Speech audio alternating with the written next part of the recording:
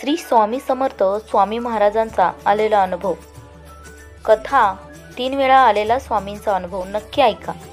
सोलापूर जिल्ह्यातील एक टोकाचं छोटंसं गाव, नामदेववाडी. रस्ते मळलेले, वीज अजूनमधून आणि गावातल्या घरांमध्ये अजूनही चुलीवर जेवण बनवलं जातं.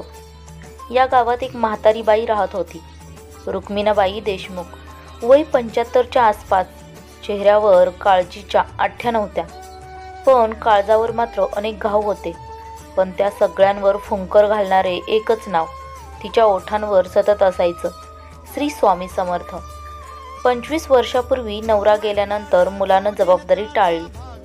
3 मुले, 1 मुलगी, पण प्रत्येकाने आपापलं घर केलं.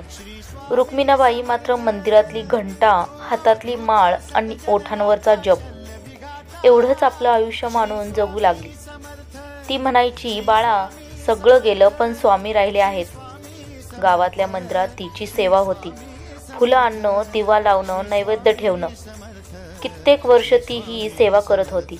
तिला कोणी पगार देत नसे आणि तिला कधी मागणंही नव्हतं, कारण तिच्या मनात एकच गोष्ट होती, सेवा ही मागे काही मिळवण्यासाठी नसते, ती स्वामींवर प्रेम व्यक्त करण्याची एक पद्धत आहे. एक दिवस, पावसाळ्याचे दिवस, अंगणात पाय घसरला आणि ती खाली पडली. मुलगा तिला दवाखान्यात घेऊन गेला. डॉक्टर म्हणाले, पाय मोडला आहे आणि वय जास्त आहे, आता हिला आठवणं कठीण. तिची मुलगी समजावत होती, आई, आता एवढं करून काय उपयोग? तू आता फक्त विश्रांती घे. मंदिरात जायचं नाही, स्वामींची सेवा नाही, हे मान्य कर. पण रुक्मिणीबाईंच्या डोळ्यात पाणी आलं. ती मंद स्वरात म्हणाली, स्वामींनी मला इतकी वर्ष उभं केलं, ठेवलं. आज मी त्यांना भेटायला जाऊ शकत नाही, हे त्यांना पटेल का ग? त्या रात्री बाई एकटी खोलीत झोपलेली. खोलीत अंधार, फक्त कोपऱ्यातल्या स्वामींच्या छोट्या मूर्तीवर पितळी समईचा मंद प्रकाश. आणि त्या झोपेच्या क्षणी तिला जाणवलं, कुणीतरी तिच्या कपाळाला स्पर्श केल्यासारखं झालं. डोळे उघडले तर समोर एक तेजस्वी व्यक्ती उभे होते. केस मोकळे, डोळ्यात करुणा, चेहऱ्यावर तेज आणि हातात तुळशी माळ. तो म्हणाला, बाई, आम्ही आलोय. तू नाहीच येऊ शकत म्हणून आम्ही आलो. ती हबकली, भीती वाटली, पण ते डोळे पाहतच भीती विरघळली. डोळ्यांतून अश्रू वाहू लागले. ती फक्त म्हणाली, स्वामी, खरंच तुम्ही आलात? मी तर फक्त हाक मारली होती. तो आवाज म्हणाला, जेव्हा ही मनातून हाक दिलीस, आम्ही आलो. पण तू आता विसरत होतीस, मी येऊ शकत नाही.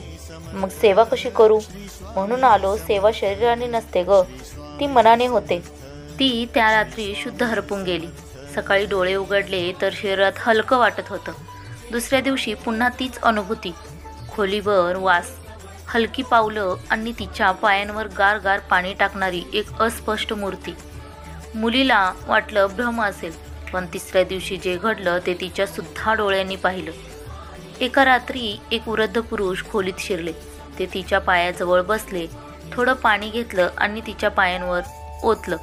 मुलगी घाबरली, पण त्या वृद्ध व्यक्तीनं तिला पाहून फक्त एक वाक्य बोललं, आईला सांग, उद्यापासून ती उभी राहू शकते. आम्ही तिची सेवा घेतली. ते म्हणताच ते नाहीसे झाले. सकाळी रुक्मिणीबाई उठली, कोणत्याही आधाराशिवाय डोळे भरून आलेले. अंगणात पाऊल टाकलं आणि तोंडातून आपोआप शब्द आले, जय जय स्वामी समर्थ. कथेचा भावनिक शेवट. त्या दिवसापासून ती पुन्हा मंदिरात जायला लागली. पण आता ती कुठे बसायची? तिथे अजून एक आसन ठेवायची, रिकामं. कोणी विचारलं, हे काय कोणासाठी? ती हसत म्हणायची, कधी कोण भेटायला येईल सांगता येत नाही. काही वेळ देवही साध्या माणसासारखा येतो ग. शिकवण. जर मन शुद्ध असेल, सेवा निस्वार्थ असेल आणि श्रद्धा संपूर्ण असेल, तर स्वामी कुठूनही येतात. ते फक्त बोलावणीची वाट बघत असतात. श्री स्वामी समर्थ.